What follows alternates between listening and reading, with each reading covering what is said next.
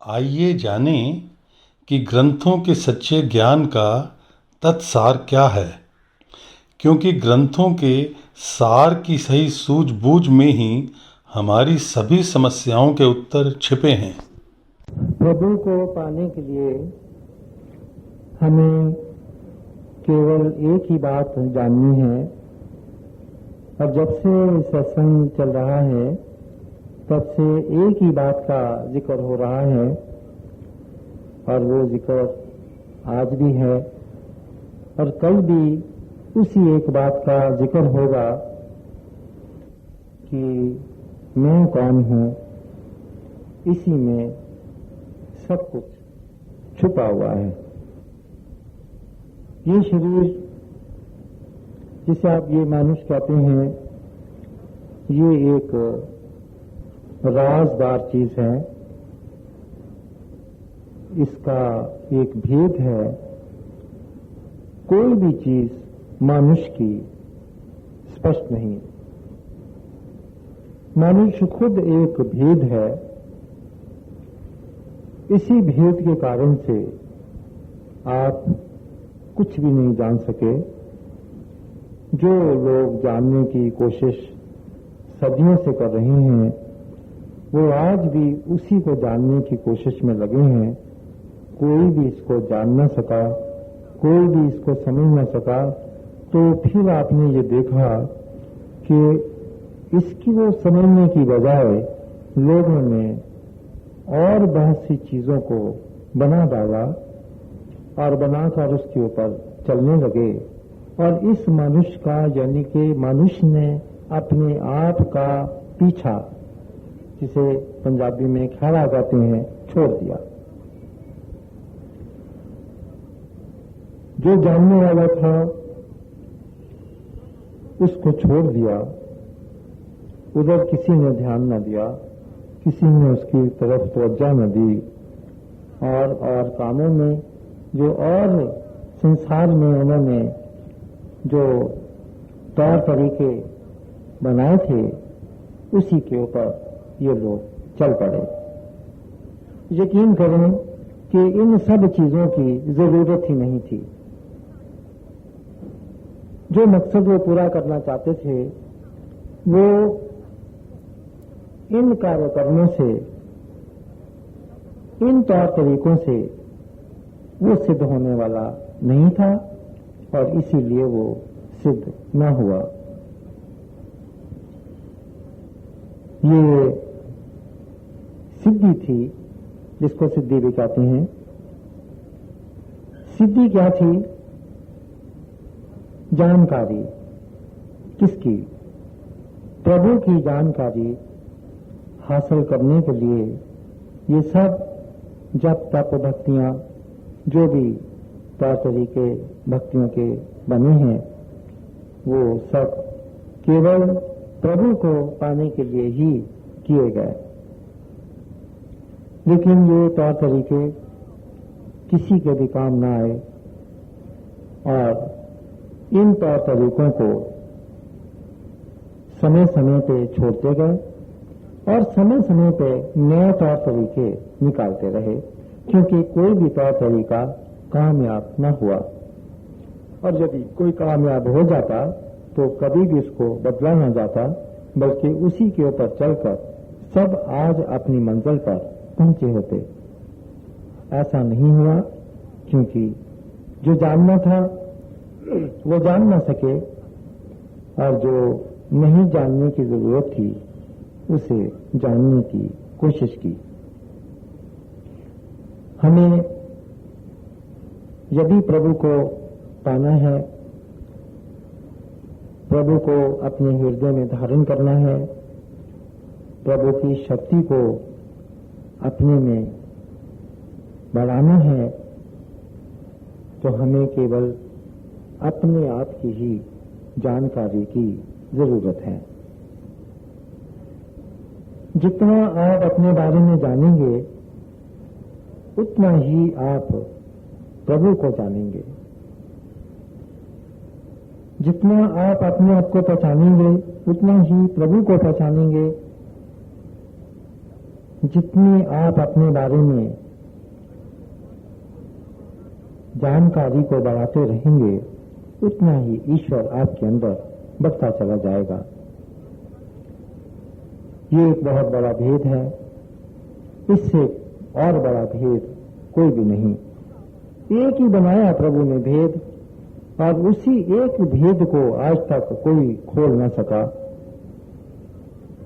हमें उस बात को जानना है जिसको दुनिया छोड़कर शुरू से ही बैठी है।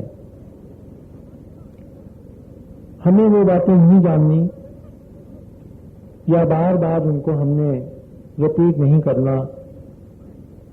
जो बातें आप जानते हैं वो बातें बार बार कहने से क्या लाभ है। आपने वही बातें जाननी हैं जो आप नहीं जानते, वही बातें समझनी है जो नहीं समझ सके। वो भेद को स्पष्ट करना है, खोलना है, ज्यादा से ज्यादा उसको जानना है, वो भेद जो आप जान नहीं सके। हम अपने बारे में क्या जानते हैं? यकीन करिए, हम अपने बारे में कुछ भी नहीं जानते। हम अपने बारे में कुछ भी यकीन से नहीं कर सकते। हम अपने बारे में किसी से कोई वादा नहीं कर सकते। हम अपने बारे में किसी तरीके की कसम भी नहीं उठा सकते। तुम नहीं ऐसा करोगे, नहीं करोगे, कसम उठाओ, कसम नहीं उठाऊंगा। करूंगा नहीं पर कसम नहीं उठाऊं। क्यों? क्योंकि अपने ऊपर विश्वास नहीं। क्या विश्वास से कह सकते हैं कि कोई काम आप कर रहे हैं और उसको छोड़ देंगे? क्या विश्वास दिला सकते हैं अपने आप को? किसी को नहीं। क्या आप अपने आप को मनवा लेंगे कि ये काम मैंने नहीं करना, या मैंने फजूल खर्ची नहीं करनी? जो फजूल खर्च करने वाले हैं उनके पास पैसा हो ना हो वो फजूल खर्च जरूर करेंगे, और जिनके पास बहुत पैसा है वो कंजूस हैं, वो नहीं खर्चेंगे तो नहीं खर्चेंगे। जितनी मर्जी टेम्पटेशन दे दो, तो जान जाए पर दमड़ी न जाए वाला साहब है, वो नहीं खर्चेंगे। यानी कि कुल मिलाकर अपने आप बारे में कोई भी किसी को गारंटी नहीं दे सकते। तो फिर आप क्यों नहीं दे सकते? इसलिए कि आप जब अपने बारे में कंट्रोल ही नहीं, अपने ऊपर कंट्रोल नहीं, क्यों नहीं? कारण क्या है? क्योंकि आप अपने आप को नहीं जानते, इसलिए आपको अपने ऊपर कंट्रोल नहीं। यदि आपको अपने ऊपर, अपने बारे में पता होता तो आप अपने ऊपर कंट्रोल भी कर सकते थे, क्योंकि मालूम नहीं था इसलिए कुछ भी कंट्रोल न हुआ, और हर चीज आपके हाथ से बाहर है। कब क्या कर बैठेंगे आप नहीं जानते। किसी से दोस्ती या किसी से दुश्मनी करेंगे उसी वक्त पता लगेगा जब होगा, पहले नहीं जानते। हम लोगों का अपने ऊपर कोई भी नियंत्रण, कंट्रोल नहीं है, ये आप अच्छी तरह से जानते हैं। खाने में कंट्रोल नहीं है, पेट भरा हुआ है, 4 चीजें पड़ी हैं, 5वीं चीज देखी नहीं पेट में, बहुत बिल्कुल जगह तो फिर भी उठा के खा लेंगे। हमें इतना भी कंट्रोल नहीं अपने ऊपर, क्योंकि हमें अपने बारे में जानकारी नहीं, इसलिए सब ऐसा होता है। जो कुछ भी हो रहा है सेल्फ रियलाइजेशन न होने के कारण से ही हो रहा है। ये इसका मेन बेस है। ये सब चीजें हमारे ऊपर हावी इसलिए हुई क्योंकि हम अपने आप को नहीं पहचानते, हम अपने को नहीं जानते। जो भी हमारी अवस्थाएं बनी हैं वो इसी कारण से हैं, हमारी अपनी जानकारी न होने के कारण से। तो इसलिए सेल्फ कंट्रोल कहते, सेल्फ कंट्रोल करो। तो सेल्फ कंट्रोल में क्या किया लोगों ने? जबरदस्ती की। ये भी 150 साल तक चला, खूब प्रैक्टिस हुई दुनिया में, लेकिन ये जब फेल हो गया तो इसको सेल्फ कंट्रोल को छोड़ दिया गया। आज कोई भी सेल्फ कंट्रोल नहीं करता, क्योंकि सब फेल हो चुके हैं। 150 साल लोगों ने बड़ी कोशिश मेहनत की, लेकिन वो कामयाब नहीं हुए, तो इसलिए इसको छोड़ दिया गया। उस समय की बड़ी बड़ी सेल्फ कंट्रोल की बड़ी बड़ी महंगी बुक्स भी प्रिंट हुई और बड़ी दुनिया में चली भी बहुत, लेकिन लोगों ने पढ़ के उसका एक्सपीरियंस किया तो वो उसके ऊपर पूरे नहीं उतरे और सब फेल हुए। तो इस तरह से हमें सेल्फ कंट्रोल भी नहीं हुआ। फिर और कुछ तो कोई रास्ता नहीं है कि हम अपने आप को, क्योंकि जब हम अपने आप को समझ नहीं सके और बेसमझी में हमने किसी चीज को अपने आप को रोका तो हम रुक ना सके। यकीन करिए कि आप अपने बस में है ही नहीं, आपका कंट्रोल आपके ऊपर है ही नहीं, कतई नहीं है। हम अपने आप को धोखा देते रहते हैं, हम अपने आप को मनाते रहते हैं, नहीं हमारे में है। जब समय आता है ना तो पता लगता है कि कंट्रोल था, नहीं हो, ऐसे हो गया। मैंने तो कहा था ऐसे नहीं होगा, लेकिन हो गया। आप सोचते रह गए, हो गया, उस वक्त हो गया, उस वक्त तो मुझे ख्याल ही नहीं रहा, क्योंकि कंट्रोल नहीं। हम एक बेलगाम घोड़े हैं, बेलगाम है। जिधर बेलगाम जो घोड़ा होता है वो कहीं भी दिल चाहे भाग खड़ा होता है, चल पड़ता है, भागता है, और उसका कोई भी किसी के ऊपर कंट्रोल नहीं, क्योंकि लगाम नहीं है उसके हाथ में। तो हमारी लगाम हमारी जान पहचान है, अपनी जानकारी है। इसलिए जानकारी ही लगाने हैं। लगामों कस लो तो घोड़ा रुक जाएगा, जरा ढीला छोड़ो तो भाग खड़ा होगा।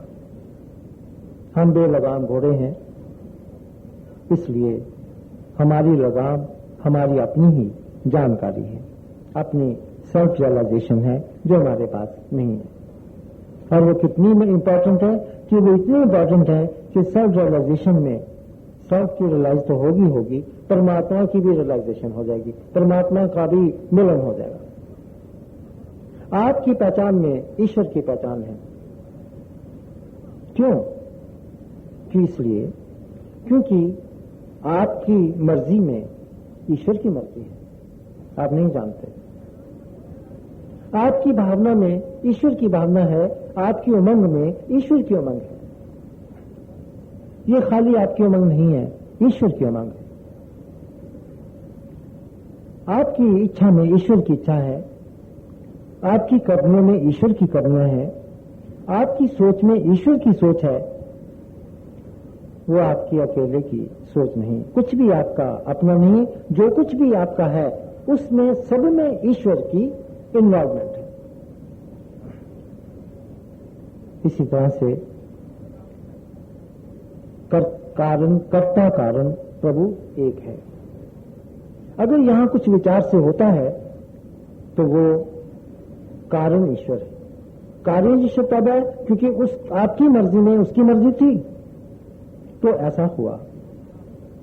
अगर उसकी ये मर्जी ना होती तो फिर ऐसा ना होता। उसकी मर्जी ऐसी क्यों हुई कि जिससे कि हमें रुस्वा होना पड़ा, हमें शर्मिंदगी उठानी पड़ी। मैं एक उदाहरण दे रहा हूं।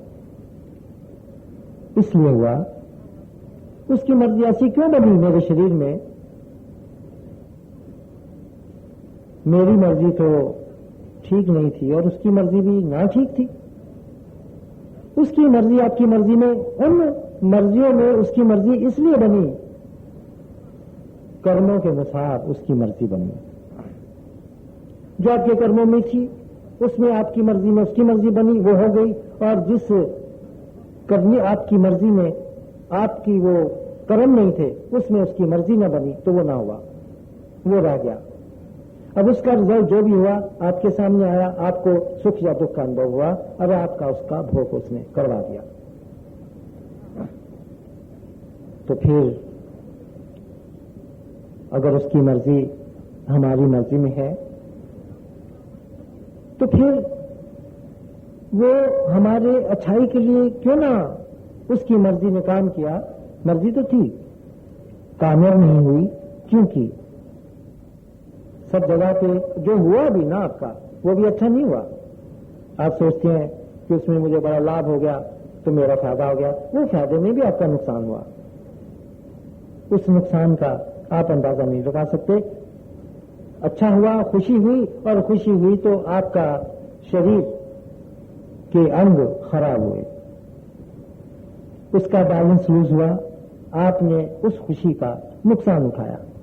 और यही जो धमाके लगते रहे खुशियों के और गमियों के, उसी ने आपके सिस्टम को खराब किया। और आपके सिस्टम को खराब होने से आपकी आयु कम हुई, और आयु कम होने से हम लोग फिर मर गए, बीमार भी हुए, कहीं रोगी हुए, करते करते हम आखिर में खत्म हो गए। ये खुशी और गमी के झटके हैं जो हमें लगते रहे, जिन्होंने हमें मारा। हमें किसने मारा? हमें खुशी और गमी के झटकों ने मारा। हम बड़े खुश होते हैं, खुशी की बात नहीं। फिर क्या हो संसार में? फिर ऐसा हो ना खुशी में झटका लगे ना गम में झटका लगे, दोनों में एक सम रहे और उसका इफेक्ट हमारे ऊपर ना हो। इसको कहते हैं समावस्था। समावस्था को बनाने के लिए कहा तो है, लेकिन वो बने कैसे इसका हमें मालूम नहीं था, इसलिए वो वास्तविक में बन ना सकी। और इसलिए हम इन झटकों से कोई भी बच ना सका, सारे इस झटके में के चक्कर में आए और सब में इसका जो एक नुकसान हुआ वो सबका हुआ। हमें इस बात को जानने के लिए एक बात को अच्छी तरह समझ लें कि आप अपने कंट्रोल में, नियंत्रण में नहीं हैं। आप किसी के हवाले हैं, आप किसी के शिकंजे में हैं, आपको कोई चला रहा है, आप खुद नहीं चल रहे हैं। हम सोचते हैं कि मैं अपनी मर्जी से कुछ काम करता हूं, चलता हूं या विचार करता हूं, सोचता हूं। ये आपका कंट्रोल पूरा उस शक्ति का कंट्रोल है इस शरीर के ऊपर जिसको हमने परमात्मा का नाम दिया है। आप बिल्कुल उसकी मर्जी के ऊपर हैं। उसकी मर्जी के ऊपर क्यों कहा गया कि आप उसकी मर्जी पे हैं? उसकी मर्जी के ऊपर हैं। मर्जी के ऊपर इसलिए है क्योंकि पूरे का पूरा शरीर पे उसका कंट्रोल है, फिर जैसा करे वो वैसा करने वाला है। और इसलिए हम डरते हैं कि कोई ऐसा काम न कर दे जिससे कि हमें कहीं गले में फांसी लटका दिया जाए। डरते हैं कुछ ऐसा न हो कि हमें कोई मारी जाए, हमारे यहाँ चोरी हो जाए, या मेरे को कोई नुकसान हो, या मेरे घर में कोई विपदा आए, या बच्चों परेशान हो, या कोई रोग या बीमारियां आए। हम डरते हैं, डर कर उसका थोड़ा सा नाम और उसका थोड़ा सा ध्यान करते हैं। पूरे का पूरा उसी का कंट्रोल है और जो कुछ होते देख रहे हो वो उसी की करनी है जिस पर बैठा है। आपके हाथ में उसने कुछ भी नहीं दिया, हाथ किसी के कुछ नहीं, जो कुछ करे कराए सो राम राजे, राम का राज है। इसलिए जो शरीर पे करनियां हो रही हैं वो ईश्वर की हो रही हैं, ईश्वर कर रहे हैं तो होता है। तेरा किया सब होए, तुझ भी नहीं दूजा अवर ना कोई। सब करनियां आपके शरीर की ईश्वर की करनियां हैं और ये ईश्वर की करनियां ईश्वर की हैं, आपकी नहीं। लेकिन हम चाहते हैं कि हमारी हैं, ईश्वर की करनियों को अपनी बना बैठे हैं और यही सबसे बड़ा झूठ है और यही बड़ा झूठ पाप बना है। झूठ बराबर पाप नहीं और सत्य बराबर तप। जिसके हृदय सांच है उसके हृदय आप। तो ये सबसे बड़ा झूठ है।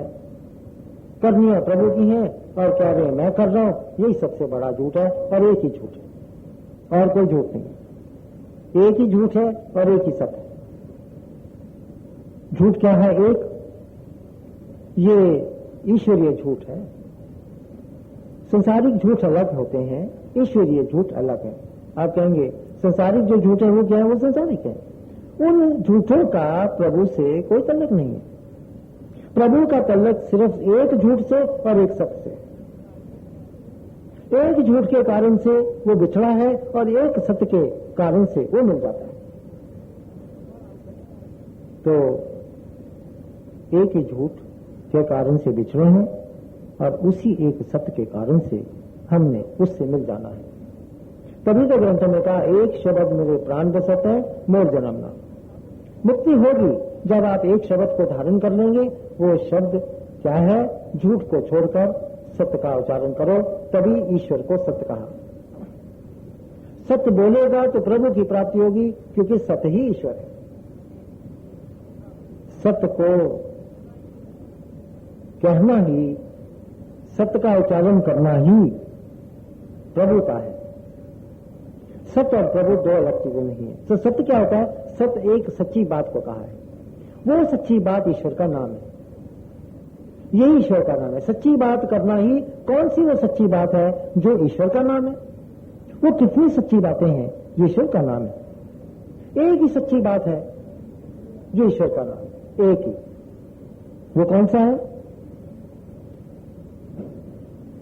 तेरा किया सब होए, तुझ बिन दूजा अवर न कोई। यही एक सत्य है कि जो भी करनी है ईश्वर तेरी है, क्योंकि इसके ऊपर तेरा कंट्रोल है। और जीव जीव हुक्म तेरे तिरकार, नानक कथना कैलासा। इसको इतना सख्त हुक्म है कि जो हुक्म देता है ये करता है। जब इसको हुक्म देता है ना कि कत्ल कर दे, ये कर देता है। उसको हुक्म होता है ना इसको फंदा दे के इसको फांसी पर लटका दो, लटका दिया जाता है।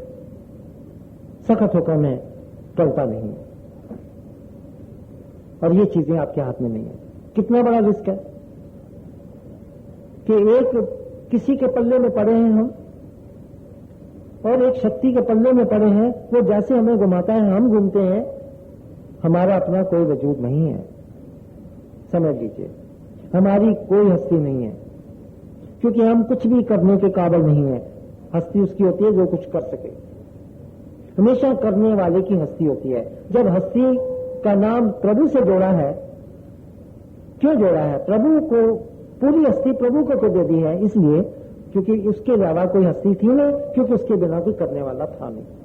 इसलिए सारी की सारी हस्ती प्रभु की बना दी गई, कही गई कि प्रभु की। तो हम क्या हैं? हम तो थोथा चना है, बाजे घना। खूब बचता है, यहाँ थोथे चने, यानी कि कुछ भी किसी काबिल नहीं है और बहुत ज्यादा बचते हैं। तो इस बात को आपने रियलाइज करना है। आप प्रभु के कंट्रोल में हैं।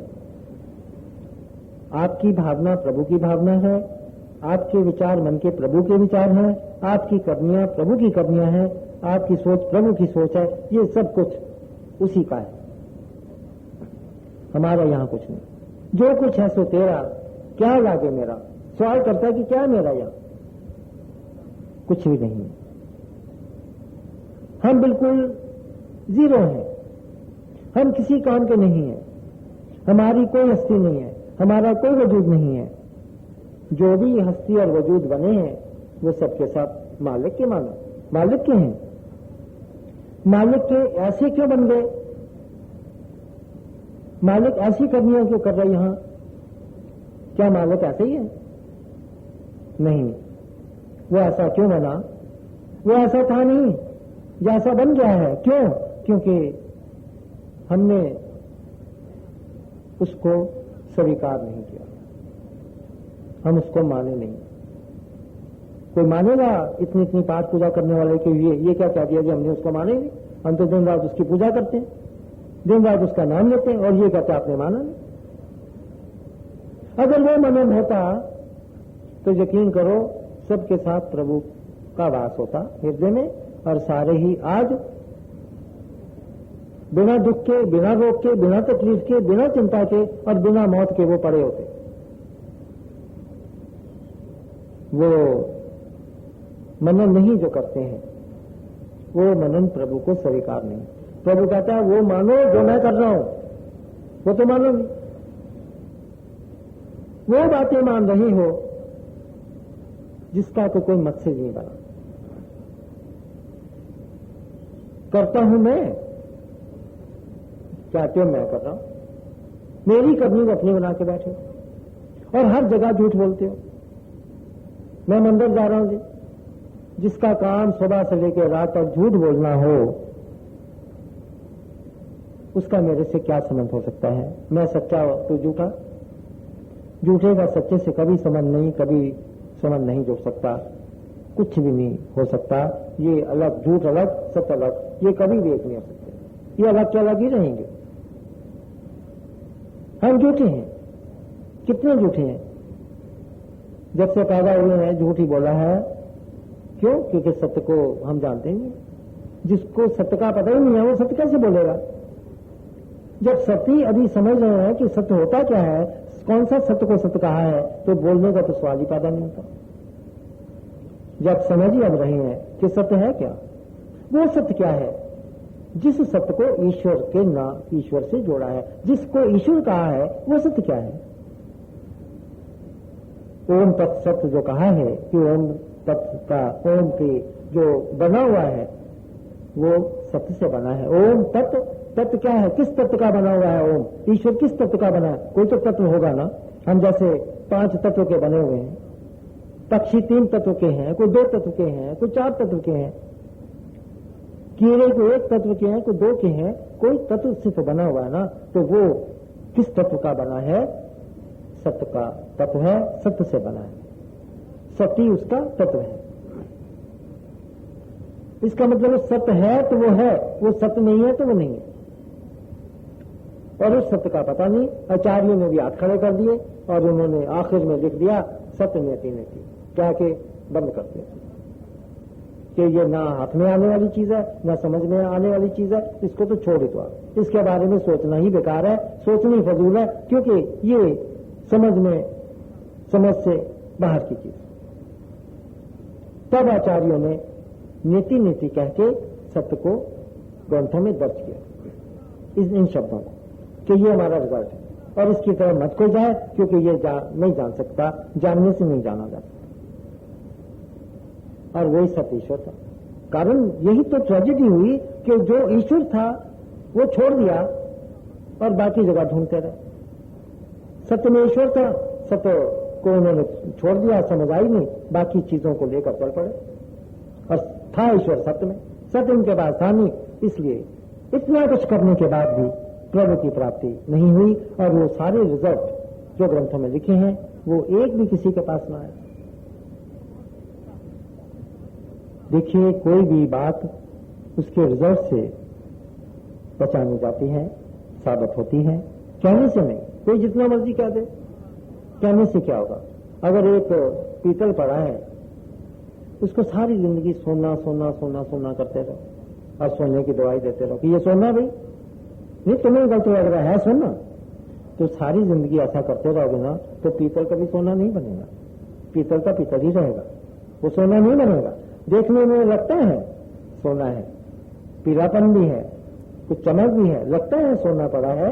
कभी हमें भी धोखा हो जाता होगा, पड़ा है कोई पीतल की चीज, कोई बनी है, कांटे वांटे कोई सोने के हैं, चलो उठा लो, पता करो जाके जारी से कि ये सोना तो नहीं है, इसमें धोखा है। इसी तरह हमने जो भक्तियां की, हमें लगा कि इसमें हमें प्रभु की प्राप्ति हुई है, या प्रभु के हम बड़े नजदीक चले गए हैं, ये बड़ी बड़ी भक्ति मेरी बन गई है, अब मैं प्रभु से मिल गया हूं। ये आपको लगा है जरूर, लेकिन वास्तविक में वो था नहीं। इसलिए हमें कोई भी रिजल्ट, फिर आप कहेंगे ऐसे कैसे कह सकते, इसलिए कि हमारे पास वो रिजल्ट नहीं जो ग्रंथों में दर्ज है। पहला रिजल्ट बिन बाती बिन तेल के प्रभु की ज्योति के दर्शन, ज्योतियों वाली माता की जिसे जय करते हो, ज्योति, ज्योतियों वाली माता ज्योति है, उसके दर्शन, परमपिता परमेश्वर ज्योति स्वरूप, उसके दर्शन। बिन बाती बिन तेल, कुछ सोर्स ऑफ लाइट ना हो। बिन बाती बिन तेल का मतलब है ये नहीं कि बिन बाती बिन तेल के चलो जी बल्ब है, उसमें ना बाती ना तेल है, वो तो है नहीं, वो कोई सोर्स ऑफ लाइट ना हो और उस लाइट को ईश्वर जो मनियों के समान जगमगा रहा है, प्रकाशित है, वो ईश्वर है। उस ईश्वर के दर्शन पहले कदम के ऊपर उसके दर्शन लिखे हैं। दूसरे में चिंता से मुक्त, कितना मुक्त होता है? 10%, 20%, 50%, 80%, 100% निर्भर करता है, लेकिन होना चाहिए। पूरा रिजल्ट नहीं है, कोई बात नहीं, 80 है, 60 है, 50 है, कहीं तो पहुंचे, रिजल्ट आपके पास आ रहा है। अभी आप चल रहे हैं, कमी है चलने में, तो रिजल्ट में कमी है।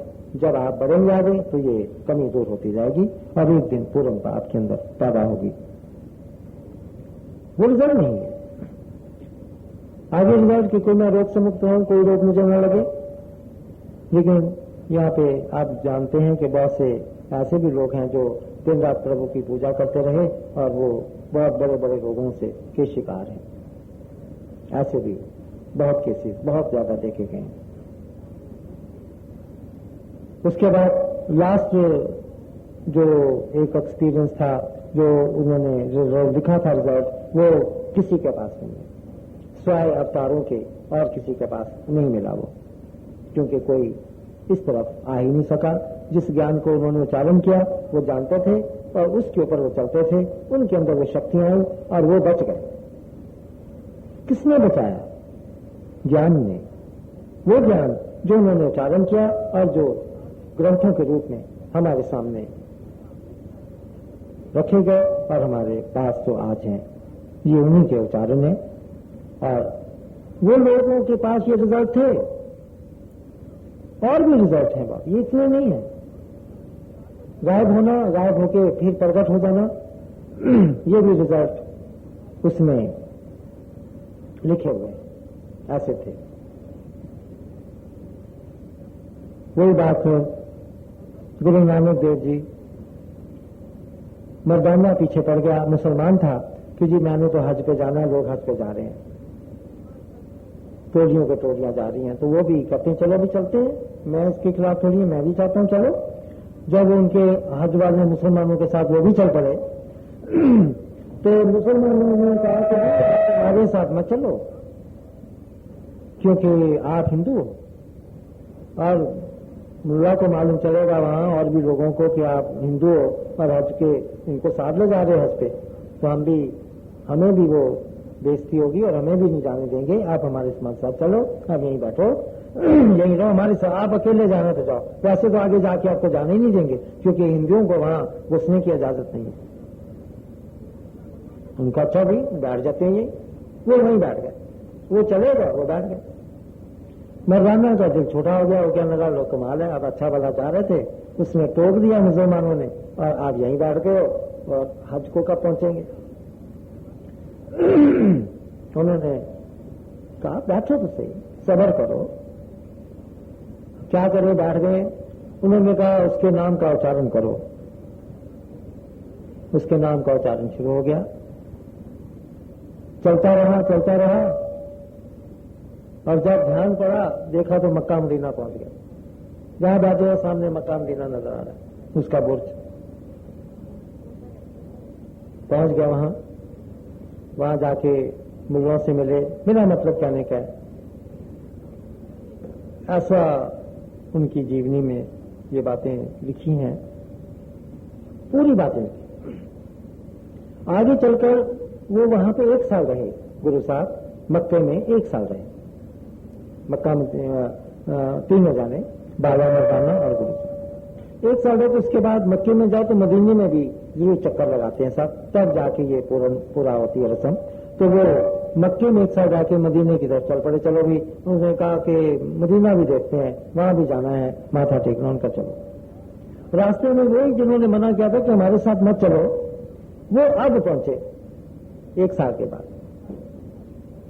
जहां वो 1 साल के बाद पहुंचे तो कहने लगे भी ये वही नहीं है जो जिनको हमने मना किया था कि भी हमारे साथ मत चलो। ये कब आए हैं?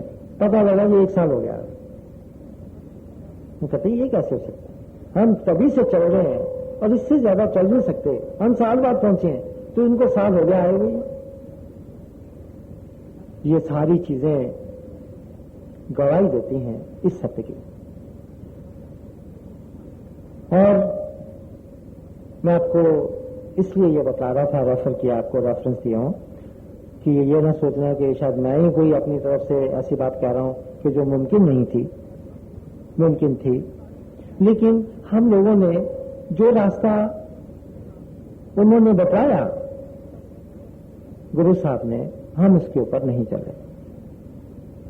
हुआ यही, उनके कहने में, उनके एक्सपीरियंस में कोई कमी नहीं, 101% सत्य है। किशन जी ने ज्ञान दिया, 101% सत्य है। राम जी ने ज्ञान दिया, रामायण में 1 से 1 पूरा 101% सब ही ने ज्ञान दिया।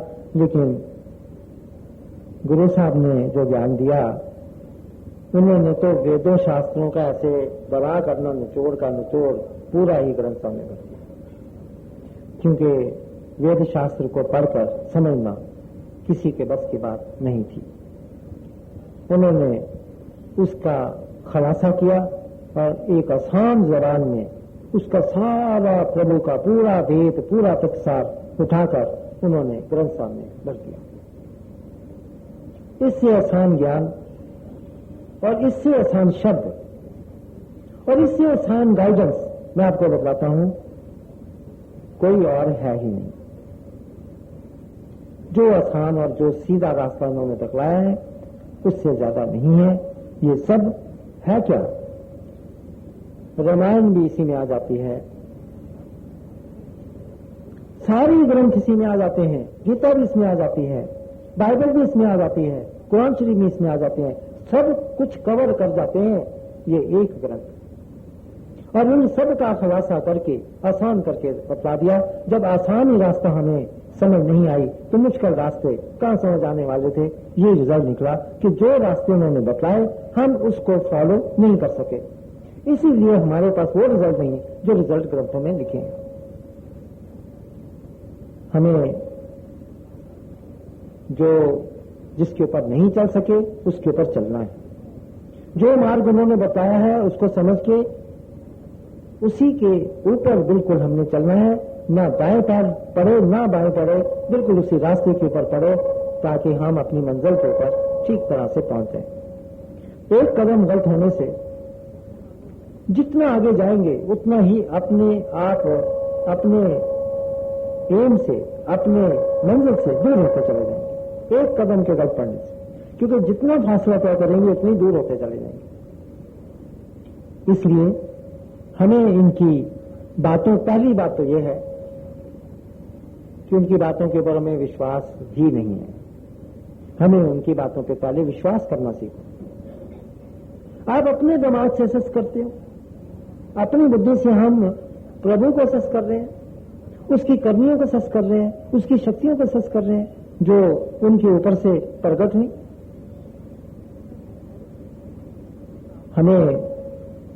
हम सस कर ही नहीं सकते हैं, और जब भी सस करते हैं हम उसको मानने से इनकार करते हैं, या इतने कह देते हैं कि वो ही थे ना तो वो कर गए, वो ही थे जो कर सकते थे और कर गए और कोई कुछ नहीं कर सकता। हम ऐसा कह के उस बात को हम टाल देते हैं।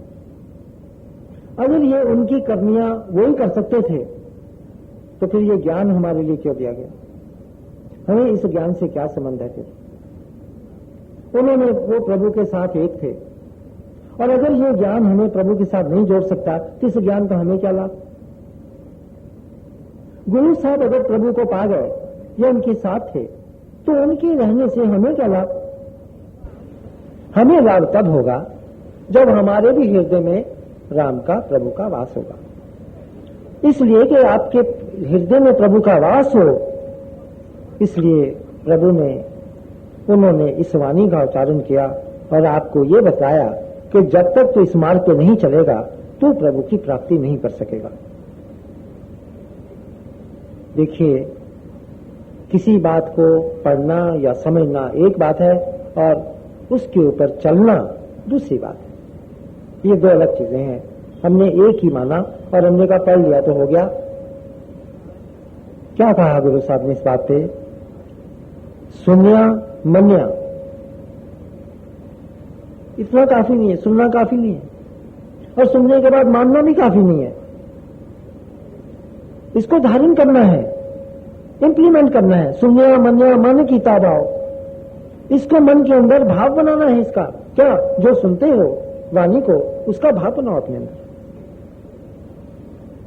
कैसे भाव क्या होता है?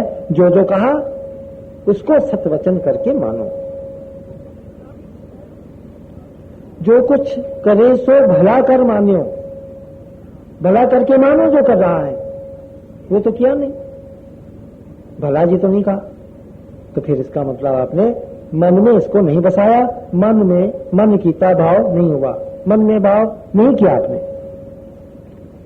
जब मन में भाव नहीं किया इस बात का तो फिर उसका आपको कुछ भी, फिर क्या रह गया? आपने सुना और आपने माना, बस यहां तक रह गए। जिससे आपको रिजल्ट मिलना था उसके पीछे रह गए, उसके ऊपर ना चले, उसके ऊपर कदम नहीं बढ़ाया, इसलिए सब कर करा के आपके किसी काम नहीं आया। जो कुछ भी आपको मिलना है इसी जीवन में मिलना है, क्योंकि इस जीवन में हमें कोई चीज मिले ना, हम महसूस कर सकते हैं, रियलाइज कर सकते हैं कि मुझे ये चीज मिली है, मैं उसकी खुशी भी होगी, उसकी मुझे पूर्ति भी होगी, मुझे बड़ा चैन भी पड़ेगा, और सारा जो उसकी फीलिंग्स हैं वो मेरे पास आएंगी जब मैं इस जीवन में हूं। मेरे से कुछ चीज जाएगी, मुझे पूरा उसका दुख होगा, मैं रियलाइज होगा कि मुझे दुख हो रहा है, मैं दुख भी महसूस करूंगा। ये जो अवस्था है मानुष की, इसी में आपको पाना है। जो कुछ पाना है इसके मरने के बाद नहीं पाना, इसी में पाना। और इस जीवन में अगर ये आपने ना कुछ पाया तो फिर मर के नहीं पा सकेंगे कुछ। जब समय था पानी का तब पाया नहीं, मर गया तो अब क्या रह गया? अब तो कोई चीज आप जान ही नहीं सकते, कोई रियलाइज नहीं कर सकते, कोई सोच नहीं सकते, किसी आने जाने का दुख और खुशी का अनुभव नहीं कर सकते हो। तो ये तो इसी जीवन में आप रियलाइज कर सकते हैं। आपको रियलाइजेशन दी गई है, आपको कॉन्शियसनेस दी गई है, ताकि आप इसको पाओ तो पता लगे पाया है, ना पाओ तो पता लगे कि मैंने नहीं पाया है। आपको उस चीज की जानकारी मिले कि आपने क्या पाया और क्या खोया। तो वो इसी जीवन में है। तो इसी जीवन में आपने हमें प्रभु के मार्ग पे चलना है। क्या कहा उन्होंने? जैसा जैसा कहा वैसा वैसा मानो। हमने क्या किया? उसकी वाणी को पढ़कर उसके मतलब को ट्विस्ट कर दिया। जैसे, और किसने ट्विस्ट किया? इस बुद्धि ने। ये वो बुद्धि है जो प्रभु की बातों को नहीं समझ सकती। प्रभु की बातें इस बुद्धि से परे की बातें, और हमारे पास सोर्स सिर्फ बुद्धि है, इसलिए हम पढ़ पढ़ कर समझ ना सके, क्योंकि बुद्धि से पहुंच से बाहर किया वो ज्ञान था, इसलिए हम वो पा ना सके, इसीलिए हम उसका कोई हमें लाभ ना हुआ। हमें इन बातों को जो लिखी हैं सीधे सीधे स्वीकार करनी, स्वीकृति कहते हैं, स्वीकार करना है इन बातों का। अगर गुरु साहब के बारे में लिखा है कि वो गायब होते हैं और प्रकट होते हैं, तो आप मानो कि हाँ ऐसा, ये जो लिखा है ठीक है, गलत नहीं, बिल्कुल ठीक, ऐसा हुआ है तो लिखा गया है, और ऐसा हो भी सकता। ये अनहोनी बातें नहीं। जब यहां बड़ी बड़ी अनहोनी बातें हो रही हैं, जब हो सकती हैं, तो ये क्यों नहीं हो सकती? और जो हुई पड़ी है वो उन बातों से कम है? इतनी बड़ी दुनिया का गोला, कितना इसका वजन है आप अंदाजा नहीं लगा सकते, और उसको, उसके वजन को, इतने वजन को जीरो करके हवा में खड़ा कर दिया। ये हो सकता है? ये कोई छोटी सी बात है? एक मिट्टी का शरीर अपने आप बना, और अपने आप बना, किसी ने बनाया तो नहीं, हाथ से, कोई मशीन तो नहीं लगाई, कोई कारीगरी तो नहीं की, अपने आप ये शरीर बना, और शरीर बनकर मिट्टी का, उसमें जीवन आ गया अपने आप, और अपने आप एक मिट्टी का पुतला बातें करने लगा, देखने लगा, सुनने लगा, रियलाइज करने लगा। क्या यह अजूबा नहीं? क्या कोई ऐसा कर सकता है जो हो रहा है? आप इतना जोर लगाते हैं, बजाय कि रुपया आने के छिन जाता है, और जहां आप ज्यादा सोचते नहीं वहां रुपया आने लगता है। क्या यह अजूबा नहीं? सब कुछ अजूबा है। एक दाना लगाते हो, एक दाना, किसी में पौधा निकलता है, किसी में 1 के 60 हो जाते हैं, किसी पे 80 हो जाते हैं, किसी पे 100 हो जाते हैं। क्या ये जादूगरियां नहीं? गायब होना और प्रकट होना से ये जादू बड़े नहीं? क्या वही जादू है? ये जादू नहीं है? जो जादू किए हैं उसकी तो कदर की नहीं। जो जादू जो देख रहे हो, प्रभु की शक्तियां, जब उसकी कदर नहीं की, तो फिर ये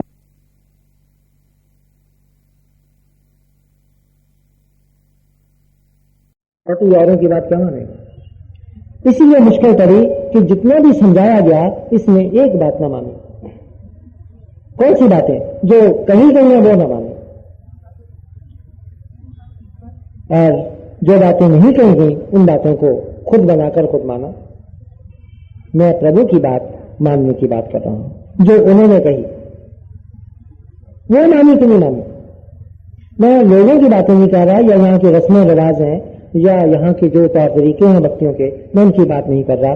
मैं उनकी बात कर रहा हूं जो ग्रंथों में दर्ज है, जो उन्होंने ग्रंथों में कहा है हमें, क्या हमने वो बातें मानी या नहीं मानी।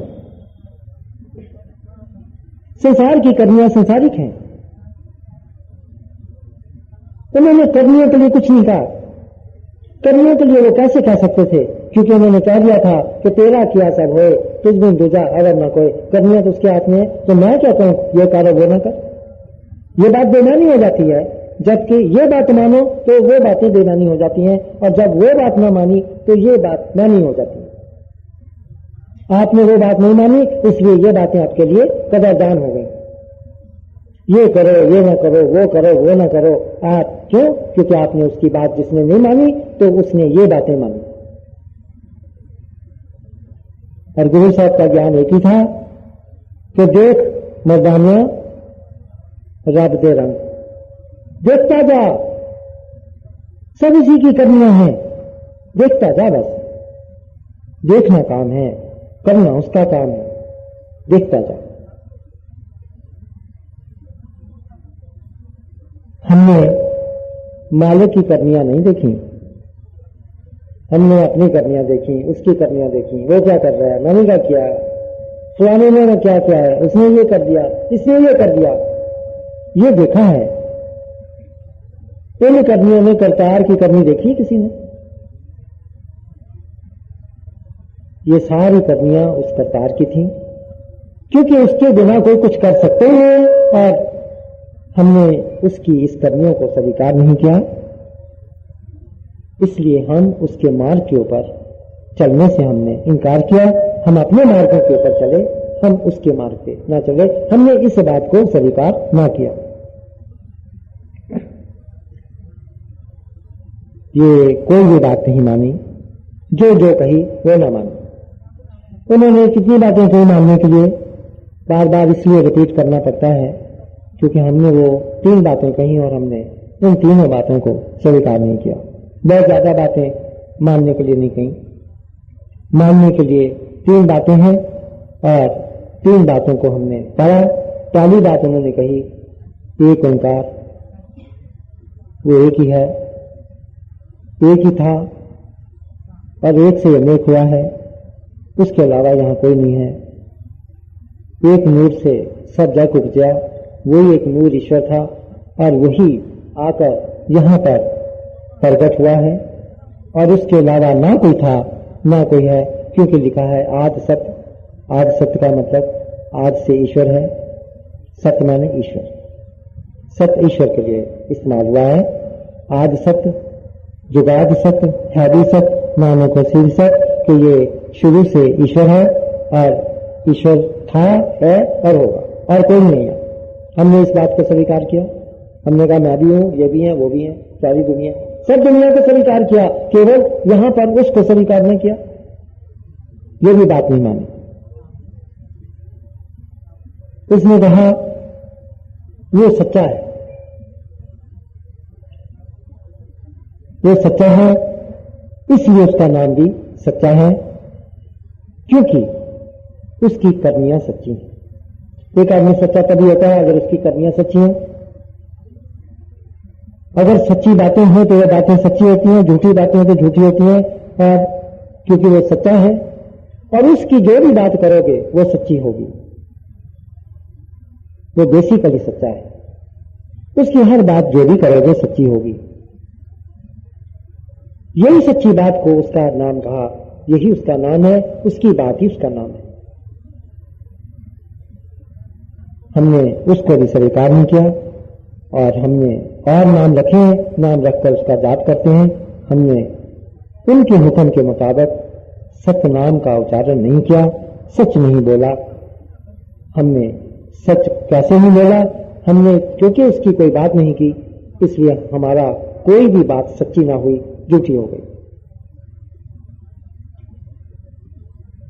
अगर एक ही सच्चा है और उन्होंने सच बोलने को कहा है तो सच तभी बोलेंगे जब सच्चे की बात करेंगे तो सच्ची बात होगी, और अगर उसकी बात नहीं भी जो भी करोगे ना वो बात आपकी झूठी होगी, क्योंकि एक सच्चा है बाकी सब झूठे हैं। अगर एक सच्चा ना होता ना तो परमात्मा को एक सच्चा नहीं कहते, सत्यनाम नहीं कहते उसको। और भी अगर सच्चे होते तो संसार में कोई भी हो, उन्होंने कहा कोई सच्चा है, कोई सच्चा नहीं, जबकि यहां ब्रह्मा थे, विष्णु थे, महेश थे, सब थे, इसी के ऊपर ईश्वर को माना गया है। उन्होंने कहा नहीं, सच्चा अजन्मा है, सच्चा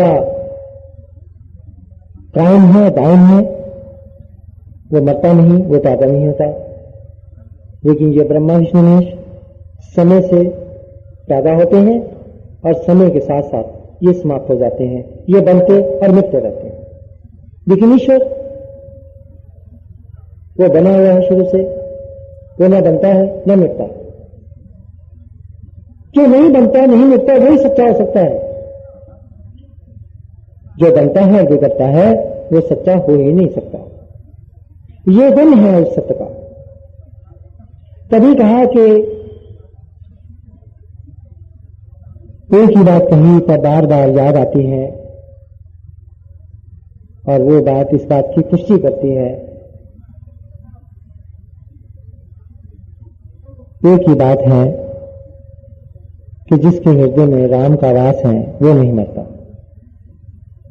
न मरे न ठावे जाए जिसके राम बसे मन में। अब मरने की बात हुई तो मरने की बात कुछ और ही कही, नहीं ऐसे नहीं मरना, वो और मरना है। मरने का शब्द जब इस्तेमाल हुआ है तो मरने का मतलब मरनी होता है, और उसको दुनिया जानती कि मरना किसको कहते हैं। हम अपने आप को सच्चा करने के लिए और अपने बात को रखने के लिए और अपनी इज्जत बचाने के लिए हमने कहा कि नहीं, यह मरना ऐसे नहीं, वो कोई और ही मरना होता है। और मरना नहीं होता, ऐसे ही मरना होता है। और उन्होंने कहा कि ऐसे नहीं मरेगा, जैसे दुनिया मर जाती है ऐसे नहीं मरेगा। गुरु नानक देव जी भी ऐसे नहीं मरे थे, वे शरीर समेत गए थे, शरीर त्यागा नहीं था उन्होंने।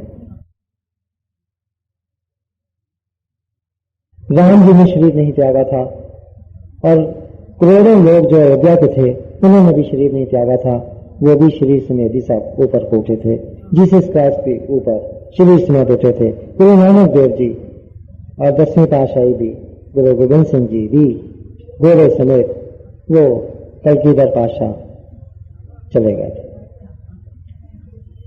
कहां तक किस किस को झूठ कहोगे, किस किस को झूठ मानोगे? बजाय कि अपनी कमी को देखो, इनको झूठा बनाओ मत बनाओ, बड़ा पाप है। सत्य को सत्य मानो।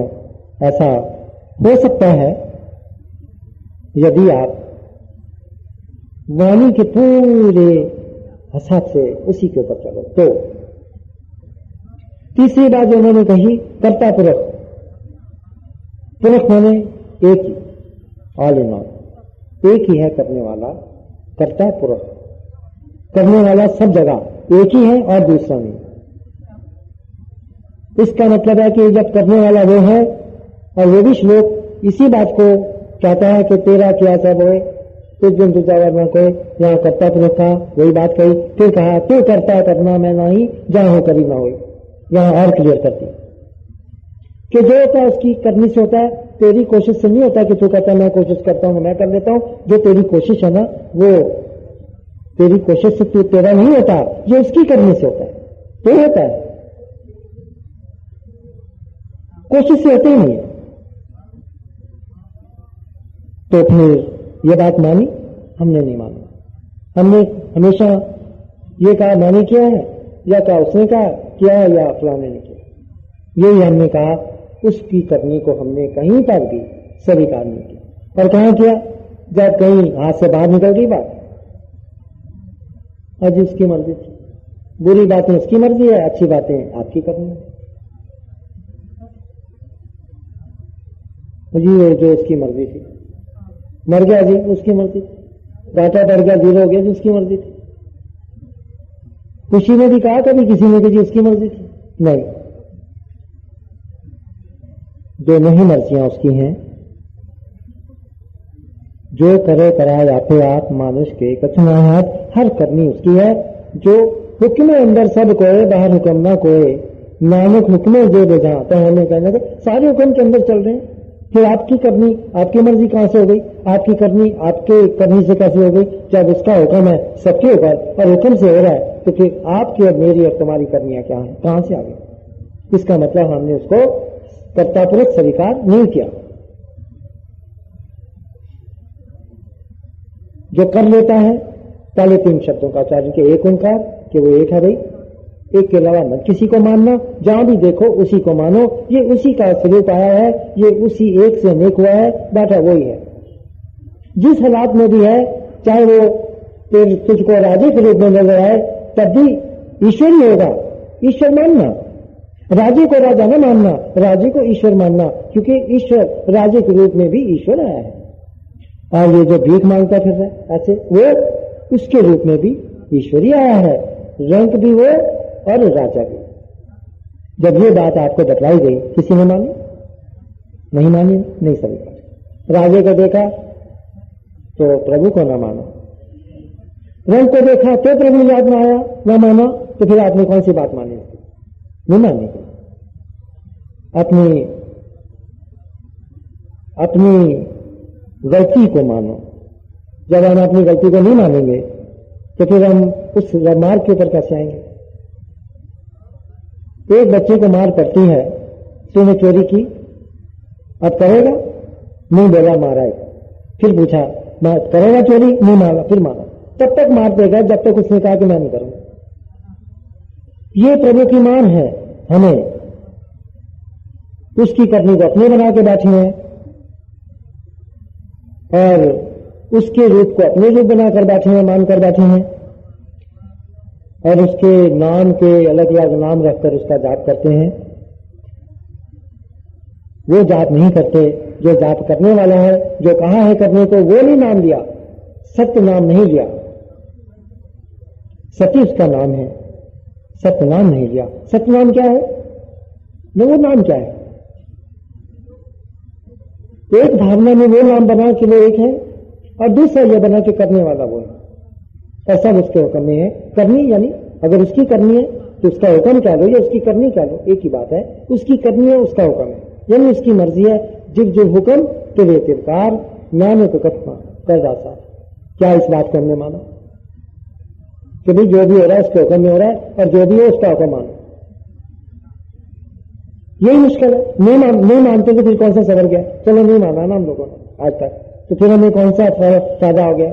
या कौन से हम प्रभु से जा जुड़े हैं?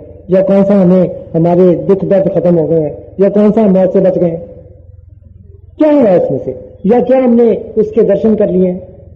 प्रकाश रूप के में दर्शन किए हैं आंखों से, नेत्री सतगुरु देखना, सर्वना सुनना करना। क्या कानों से उसका नाम सुन लिया? क्या आंखों से हमने प्रकाश देख लिया बिन बाती बिन तेल? नहीं। तो क्या लाभ हुआ? नहीं माना तो फिर कौन लाभ हुआ? या तो भाई नहीं माना तो लाभ हो गया, फिर तो ठीक है, चलो भाई किसी पास तो गए। जब कोई लाभ नहीं हुआ तो फिर माना भी नहीं, लाभ भी ना हुआ, तो फायदा क्या हुआ? नुकसान नहीं हुआ सब। और अगर मानोगे तो कोई नुकसान नहीं होगा, फिर उसकी दया होगी, फिर उसकी आपके सिर के ऊपर आशीर्वाद होगी, फिर वो आपको बोलने नहीं देगा, वो आपको उंगली पकड़कर इस भवसागर से पार निकाल कर ले जाएगा अपने साथ, आपके साथ रहेगा हमेशा, आपके साथ रहेगा, आपको रास्ते में नहीं छोड़कर जाएगा, आपको धोखा नहीं देगा। जब आपको बहुत ज्यादा गर्मी सताएगी तो वो आपको ऐसे ठंडक पहुंचा देगा जैसे बदली बन के ऊपर आ जाए और वो बूंदें उसके ऊपर टपकने लगे। उस गर्मी में इतना सुख और आनंद वो देने वाला है, वो बदली भी बन जाता है और पानी बनकर वो टपकने भी लग जाता है। ऐसा सुखमनी साहब ने लिखा है। फिर जिंदगी में चलते चलते हमें कुछ रोशनी चाहिए। अंधेरा है, मालूम नहीं है कि ये करूं ना करूं, इसमें मुझे लाभ होगा कि घाटा होगा, इसमें मैं कहीं ठोकर खा के गिरूंगा तो नहीं, मैं अपनी गृहस्थी को चला रहा हूं, कहीं इसमें दुख तो नहीं भर जाएंगे, मुझे मालूम नहीं। वो जानता है तो वो ज्ञान की रोशनी बनकर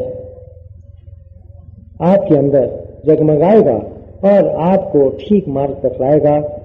खुद ही ज्ञान है, ज्ञान बनकर आएगा और अपने आप को ठीक मार्ग पे चलाकर आपको भवसागर से फिर पार ले जाएगा। ऐसा लिखा है। लेकिन हम लोग इसको समझे नहीं, पढ़ा है लेकिन हम समझ नहीं सके कि ये कहां की बातें कब के लिए की गई हैं, ये कहां होंगी, ऐसा होगा तो कैसे होगा और कब होगा, कहां होगा, हमारा इससे क्या संबंध है। ये इसी जीवन का संबंध है, इसी जीवन में आपकी चाल है, इसी जीवन में ही आपको सब कुछ चाहिए। आप मरे से जग कर ले, आप मर गए तो पर ले, आगे खत्म होगी, फिर क्या रह गया पीछे, क्या करना तो क्या नहीं करना, सब कुछ खत्म है। तो आपने तीनों चीजों को, अगर तीन चीजें मान गए तो सारा कुछ ही कवर हो जाता है, फिर तो कुछ पीछे रह ही नहीं जाता। एक के वो एक है और सब जगह उस एक को मानो। उसने तो यहां तक कहा पिता भी तू है, माता भी तू है, सखी भी तू है, ये सारे जो रिश्ते बतलाए हैं, नाती जो है वो भी तू है, सब कुछ तू है। ये कहीं पर भी किस रूप में आ जाए, आया मालिक ही है। जब पिता तेरे सामने आए तो पिता का रूप धारण करके आया तो प्रभु ही है। रूप पिता का है, पिता का रूप बनाकर आया तो प्रभु है। बालक का रूप धारण करके आया तो परमात्मा ही है।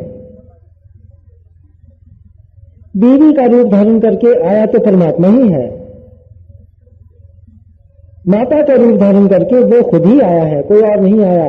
माता में माता नहीं आई, माता में ईश्वर आया है।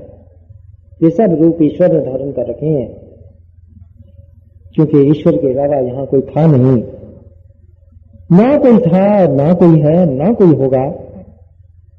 फिर अगर ये मान लेंगे कि माता भी है, यहाँ पिता भी है, यहाँ मेरे बच्चे भी हैं, यहाँ बीवी भी है, तो आप गलत ना हो गए, आप झूठे ना हो गए। जब उसने कहा कि ये सारे कुछ मैं ही हूं सब जगह, तो जब आपने इनको माना और ईश्वर को ना माना इन रूपों में, तो आप झूठे हो गए। आप झूठे होने से, प्रभु को ना मानने के कारण से प्रभु से दूर हो गए, प्रभु से आपका नाता टूटा, क्योंकि आपने उसको स्वीकार नहीं किया किसी भी रूप में, ना बालक के रूप में, ना मां के रूप में, ना पिता के रूप में, ना रिश्तेदारों के रूप में, ना दोस्त के रूप में, कहीं पर भी उसको आपने स्वीकार नहीं किया। परमात्मा स्वीकार करने वाली एक शक्ति है। स्वीकार करोगे तो शक्ति आपके शरीर में फ्लो कर जाएगी। फ्लो उसी के शरीर में करती है जो उसको स्वीकार करता है। वो एक भावना है, भावना से वो स्वीकार, वो धारण होती है। जब हमारे अंदर धारणी उसकी न बनी, भावना न बनी कहीं पर, सुबह से लेकर रात तक उसकी भावना न बनी, और जैसी भावना हमने बनाई वो भावना ऐसी उसको स्वीकार ही नहीं।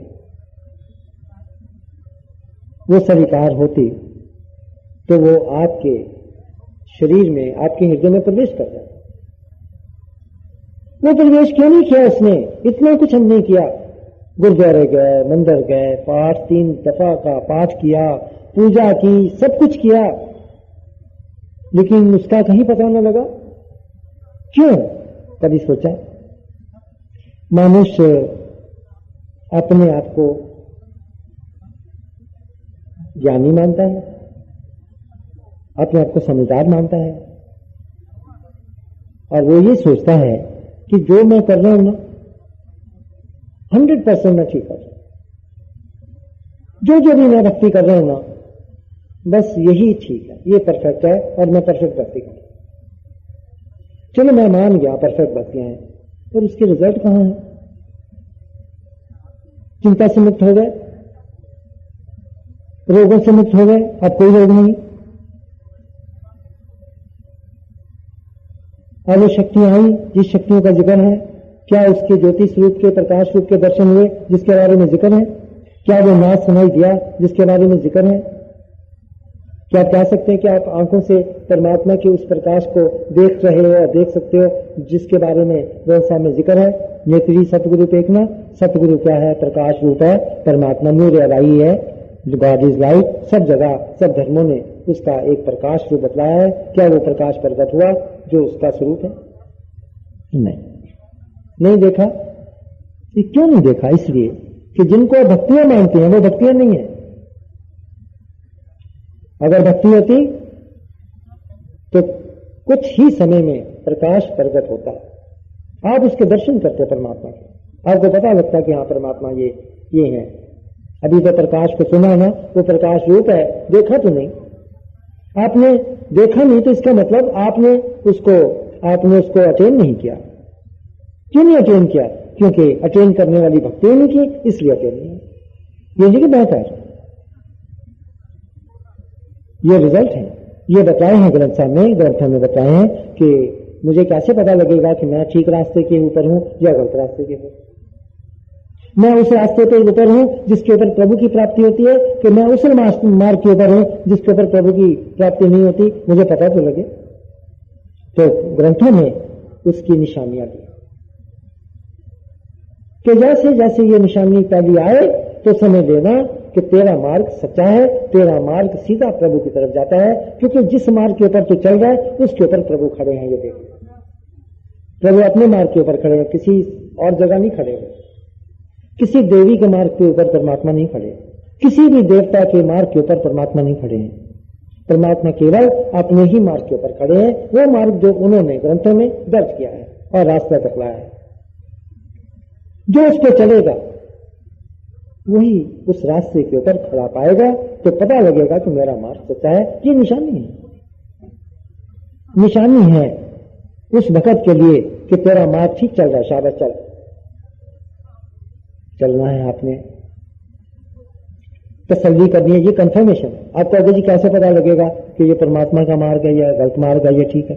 मेरे कहने से, मैं आपका कहना क्यों मानूं? कोई भी कह सकता है, मेरा नहीं मानो। ग्रंथों में निशानियां दी हैं। पहली निशानी उसके दर्शन, फिर उसके दर्शन हो तो मार्ग ठीक है, नहीं तो नहीं। तो हमें उन निशानियों के हिसाब से चलना है और अपने आप को कंफर्म करना है कि हाँ भाई मैं पहले पड़ाव पे पहुंच गया। पहला पड़ाव पे क्या है? मैंने उसके दर्शन हुए। वो जब भी मैं उसको याद करता हूं वो ज्योति मेरे सामने प्रकट हो जाती है। वो चमकता हुआ प्रकाश, धमकता हुआ सुंदर शीतल प्रकाश मुझे नजर आता है, मुझे दर्शन आता है। हमें ये उसका पहली निशानी। हमें लेकिन ये निशानी मैंने जाकर पूछा। शुरू में जब मेरे को मन में ये सेवा की भावना आई ज्ञान की, तो मैं इन मतों में गया था। इन जो मठ है ना, बड़े बड़े मठ हैं, निलकारी हैं या और हैं, यहाँ पे आपके साईं बाबा हैं, आपके यहाँ पे और भी पंजाब में क्या है वो गुरु साहब हैं, वो जो हाँ जी राधा स्वामी हैं, इनके यहाँ मैं गया क्योंकि मेरी सेवा भाव थी कि मैं नाम नहीं चाहता था, मैं सेवा करना चाहता था।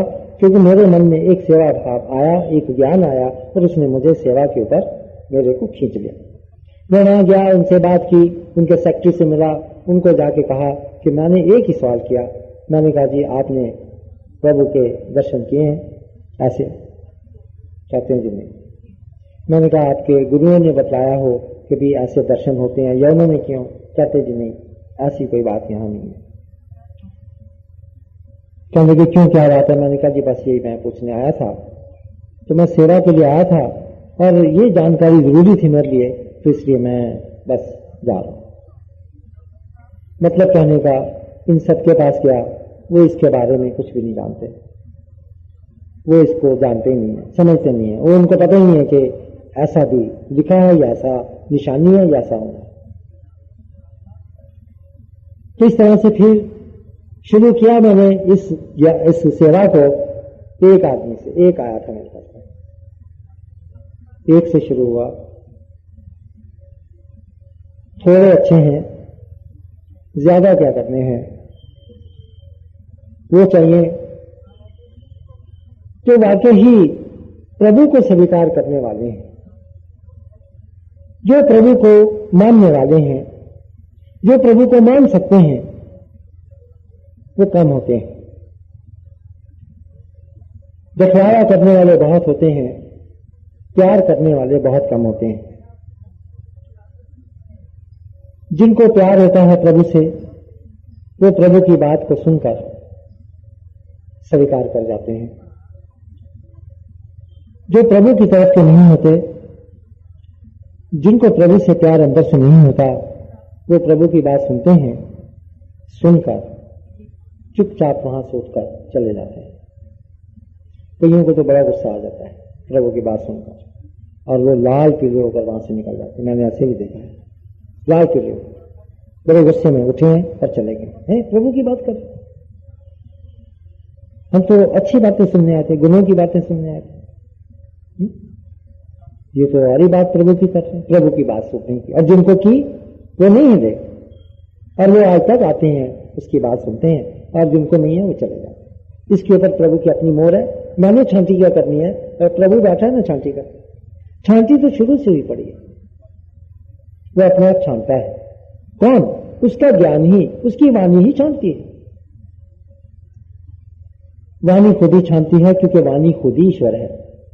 वाणी और ईश्वर में क्या फर्क है? ब्रह्म ज्ञानी खुद परमेश्वर।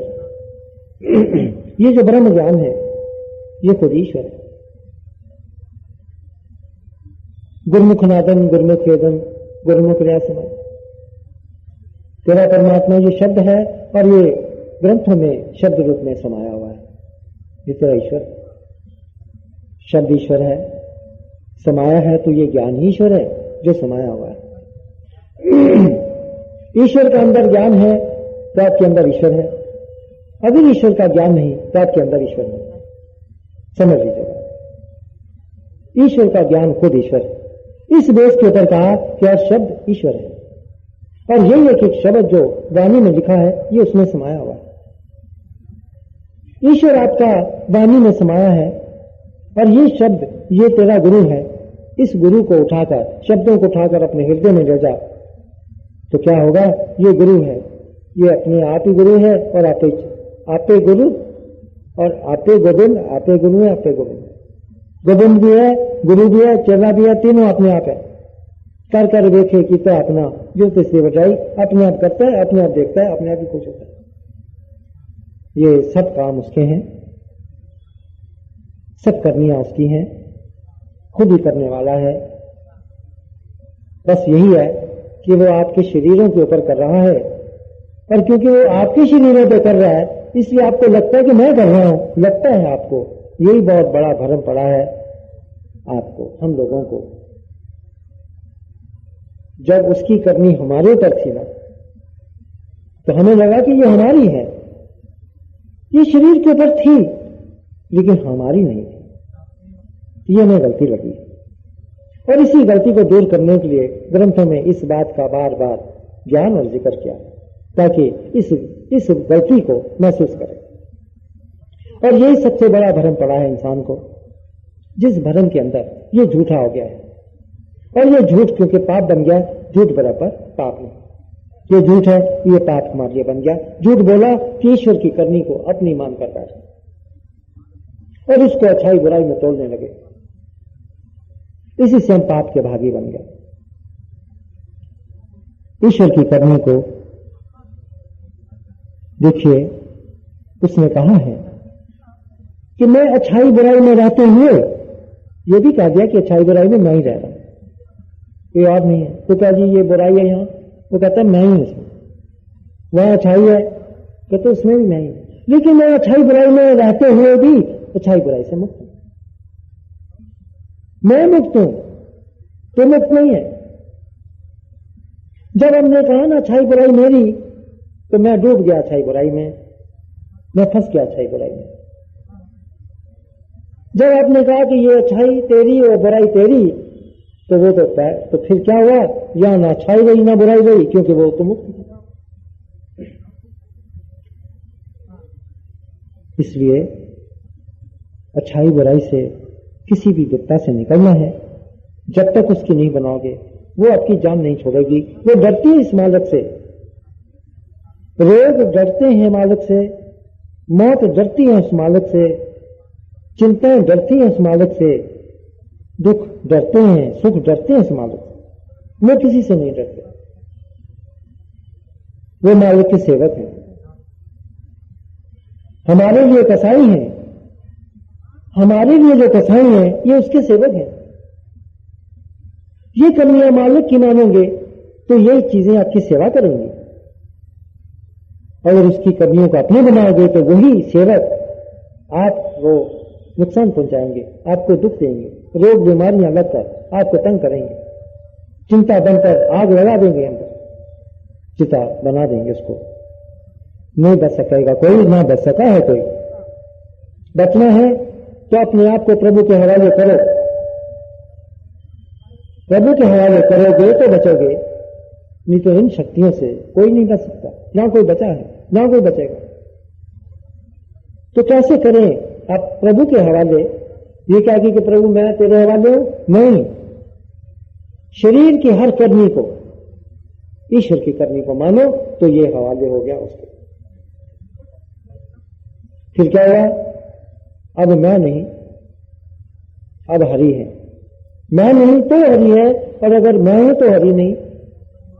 अभी आप बन के बैठे हो, मैं, मेरा दुख, मेरा सुख, मेरे बच्चे, मेरा परिवार, मेरी अच्छाई, मेरी बुराई, ये सब मेरा मेरा किया। उन्होंने आपके जीवन को भ्रष्ट कर दिया। यही बात वाणी कहती है, यही बात समझाने की कोशिश की गई है कि उसके हुक्म में आ जाओ। हम हुक्म से बाहर हैं। कैसे बाहर हैं? उसकी करनी को अपनी बनाया, हुक्म से बाहर हो गए।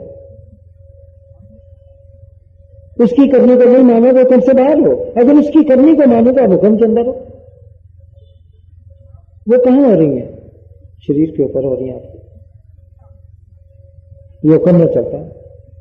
हुक्मी हो नकार, हुक्म न के यहां जाए, हुक्मी उत्तम नीच, हुक्म लिख दुख सुख पाए, एक ना हुक्म बख्शी, इसी को हुक्म सदा है। सब हुक्म में हो रहा है। आना जाना, ऊंच नीच, दुख सुख सब हुक्म में है। तो ये जो कुछ भी आ रहा है हुक्म में आ रहा है, तो फिर ये किसकी करनी है? जो हुक्म दे रहा है उसकी करनी है, उसकी बना दो। क्या तो है ग्रंथ? ग्रंथी खुद ही कह रहे हैं, प्रभु कह रहे हैं मान लो। वह वही बात है, पढ़ना है मानना नहीं। पढ़ो मत, अब मानो। पढ़ लिया है, समझ गए हो, मानो। मनन से होगा कुछ? पढ़ने से देख लो नहीं हुआ आज तक। अब मानो, मानोगे तो होगा। इधर मानो और इधर होने लगेगा। नहीं मानोगे तो नहीं हुआ ना आज तक। 550 साल हो गए, नहीं हुआ कुछ। अब मानोगे तो तुरंत होने लगेगा। देर नहीं है, इधर मानो और उधर शुरू हो गया। हम उसके हुक्म से बाहर हैं, क्योंकि हमारे ऊपर जो कुछ भी हो रहा है उसके हुक्म से हो रहा है, और हम कह रहे हैं मैं कर रहा हूं, हुक्म से बाहर हो गए। जो भी हुक्म मालिक आप कर रहे, आपकी करनी और आपके हुक्म में क्या करो? आप किसी को हुक्म नहीं देते हो कि वो आप हुक्म दोगे तो कोई आपके लिए करेगा। परमात्मा की करनी कौन कर सकता है? वो खुद ही हुक्म है और वो खुद ही करने वाला है, तभी उसको करता रहता है। वो खुद जाति करने वाला है, उसका कुछ सबॉर्डिनेट नहीं है कि वो हुक्म देंगे किसी को तो आगे करेंगे जाके। कोई पीए नहीं है उसका। वो खुद ही अपनी करनी खुद करता है, जो चाहता है वो खुद करता है, तभी वो करता फिर चला है। तभी ये कहा कि तेरा किया सब हो, जो कुछ होता है ना तेरे करने से। क्यों? क्योंकि तेरे बिना यहां है कोई इसकी। फिर जब उसके बिना करने वाला है ही कोई नहीं और उसकी करनी है, तो फिर उसकी करनी स्वीकार करो। जब उसकी करनी स्वीकार करनी शुरू कर दी तो आप उसके हुक्म में आ गए। फिर क्या होगा? नानक हुक्म जब बुझ लिया हुक्म, मैंने बूझा कहां गया था? कहां हो रहा जी? कहां हुक्म हो रहा, कहां करनियां हो रही है? आपने कहा हुक्म ये हो रहा है कि ये गोले खड़े हैं ना, जिसको हुक्म में खड़े।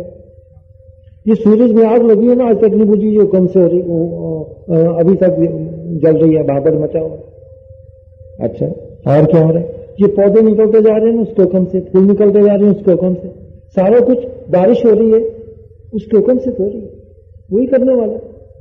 मौसम बदलते हैं वो भी उसके हुक्म से, सारा कुछ उसके हुक्म से मान लिया आपने, लेकिन आपने अपनी करनी को उसका हुक्म नहीं माना, बस यहां आके रह गए। आपकी चारों तरफ उस करनियां उसके हुक्म से हो रही हैं और आपकी करनियां उसके हुक्म से बाहर हैं। इतना बड़ा गोले उसके हुक्म में, इतनी बड़ी आग उसके हुक्म में चल रही है और आप क्या चीज है कि आप उसके हुक्म से बाहर घूम रहे हैं? जहां हर चीज उसके हुक्म से हो रही है वहीं पे आप उसके हुक्म से बाहर निकल कर घूम रहे हैं।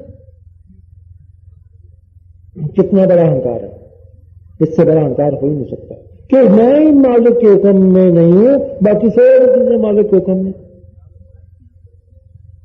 बड़ा माना है। तभी तो कहा खाक कर अपने आप को। खाक कैसे होगा, बनता कैसे है? मैंने ये किया, आप बन गए। खाक कैसे होना? मैंने नहीं किया जी, खाक होगा। बनने वाले खाक होने में क्या देरी लगती, यही है ना जी, मैं कुछ नहीं कर सकता, मुझे कुछ आते ही नहीं, तो खाक हो गया। और जी मैंने किया, मैं ये कर दिया वो कर दिया, बड़ा हो गया। खाक हो जाओ। खाक होने के लिए क्या करें? कह दो कि मुझे मालिक ने कुछ करने के लिए के योग्य बनाया ही नहीं है, इसलिए मैं कुछ नहीं कर सका, न कर सकता हूं, न मैं इस काबिल हूं कुछ करने के। तो क्या बन जाओगे? ये भावना से खाक। खाक खाक करने से खाक नहीं बनोगे, इस भावना से खाक बनोगे कि मैं कुछ करने के काबिल ही नहीं हूं। तो फिर एक ही तो है, वो सब कुछ करने वाला है और मैं कुछ भी करने वाला हूं। ये बताया। फिर जीरो नहीं बनाओगे तो 100% नहीं बनाओगे। जीरो बनाओ, 100% बन जाओगे, और अगर 10, 20, 30% बने रहे तो फिर 100% कभी नहीं बन पाओगे। वो जीरो बनेगा वो हीरो बन जाएगा, जो जीरो नहीं बनेगा वो हीरो नहीं बनेगा। और हीरो एक ही है, जिसने प्रभु को पा लिया वो हीरो, बाकी सब जीरो। इसलिए मालिक के हुक्म जो आपके ऊपर हुक्म से हो रहा है उसको स्वीकार करो। अच्छा हो बुरा हो, अच्छाई बुराई सब उसके हुक्म से हो रही है। क्या दिया ना कि ये मत सोचना अच्छाई और बुराई होंगी, ऊंच नीच होगी, उसके हुक्म में होती हैं और उसको स्वीकार करो। वो हुक्म नहीं है सब, वो हुक्म से बात नहीं है। तो इंसान के ऊपर यही हुक्म है, ऊंच नीच है, अच्छा बुरा है, तो वो उसमें करो। तो मान लो यही रास्ता है। वो कहते हैं कि हुक्म एक भेद है, एक पहेली है। नानक हुक्मे जे बुझारत को बूझा जाता है? बुझारत होती है ना, उसको बूझा जाता है। जो चीज बूझने वाली है वो बुझारत होती है। तो उसने कहा कि ये बुझारत है कि हुक्म कहां पे चल रहा है और किस हुक्म को मानना, ये बुझारत है। अगर हुक्म को तू पहचान गया ना, अगर बूझ गया ना इस हुक्म को, ये हुक्म क्या है, तो होने कहे ना कोई मुक्त हो जाएगा, सब दुखों से मुक्त हो जाएगा। तो फिर हुक्म की पहचान करा दी है आपको कि हर चीज जब पता है मालिक के हुक्म के से ही हिलता है और बिना हुक्म के नहीं हिलता, तो हम लोग कैसे हिलते जा रहे हैं, कैसे इतना कुछ उसके हुक्म के बाहर होकर कर रहे हैं। चांदी को तो कहती है पत्ता नहीं होता, बस मैं ही करता हूं, हुक्म से बाहर हूं, बाकी सब हुक्म, पत्ता भी हुक्म के अंदर है, मान गया हूं, लेकिन मैं हुक्म से बाहर। यही बात होगी, यही बात है। सब जगह माना, यहां पे नहीं माना, बस यहां पे ना माना ना, इसको कोई लाभ ना हो। और अगर सब जगह ना मानता, यहां मान लेता है ना, तभी बच जाता। क्योंकि वो ना मानने का कोई फर्क नहीं पड़ना, क्योंकि वो तो हो ही रहा है। अब मानोगे तब भी हो रहा है, नहीं मानो तब भी हो रहा है। फर्क तो आपको पड़ रहा है, हवा को नहीं पड़ रहा, धरती के गोलों को नहीं पड़ रहा, सूरज को नहीं पड़ रहा, वो तो नहीं पड़ेगा फर्क आपके मानने या ना मानने। यदि आप नहीं मानोगे तो बुझ जाएगा, आप मानोगे तो ज्यादा नहीं हो जाएगी उसमें कोई फर्क नहीं। जहां फर्क नहीं पड़ना वहां मानते हो, और जहां फर्क पड़ रहा है वहां मानने को तैयार नहीं। फर्क इनको नहीं पड़ रहा, फर्क आपको पड़ रहा है, तो फिर आप इसको मानो और वो जो फर्क पड़ रहा है वो निकल जाए। तो फिर यहां फर्क पड़ रहा है वहां मानो। जो भी इसके ऊपर हो रहा है उसका बहाना मीठा कर लो, मीठा करके स्वीकार करो। मालिक ये ईश्वरी कार्य।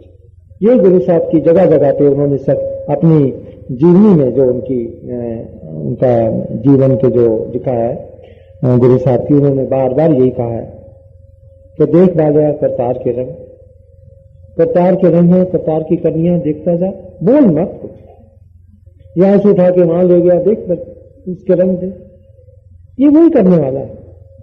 कितना विश्वास था, इतना विश्वास पैदा करो। कहीं पर भी हर करनी ईश्वर की आपको लगे, मन पूरा सभी करती हो, विश्वास हो पूरा 100%, बैठ जाओ, हाथ पैर छोड़ बैठ जाओ, एक जगह बैठ जाओ, उसके आश्रय बैठ जाओ, बैठ जाओ उसके आश्रय। बैठ गए ना गुरु साहब उसके आश्रय, कहते हैं वो बैठ गए, उनका जी आज हमारे साथ न चलो, उनके लिए बैठ जाते हैं। बात क्या है, बैठ गए ना उसके आश्रय, उठाकर ले गए ना, एक पल में पहुंचा दिया ना, मक्के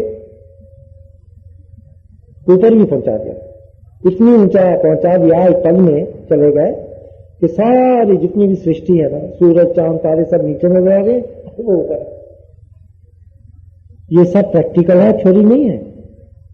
यकीन करो कि अभी वाणी के ऊपर हम चलना सीखे ही नहीं, हमें किसी ने वाणी पे चलने का सिखलाया ही नहीं।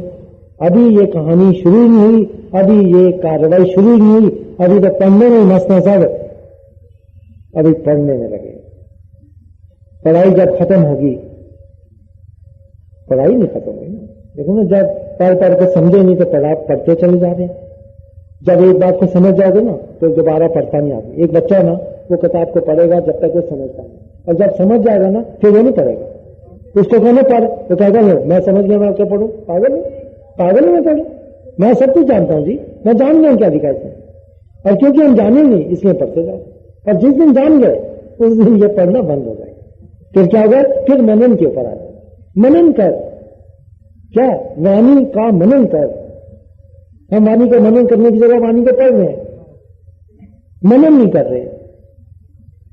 ज्ञान गाने के लिए नहीं होता, ज्ञान पढ़ने के लिए नहीं होता, ज्ञान अमल करने के लिए होता। अमल गुण अमल व्यापार, अमल व्यापारी अमल गुंडा।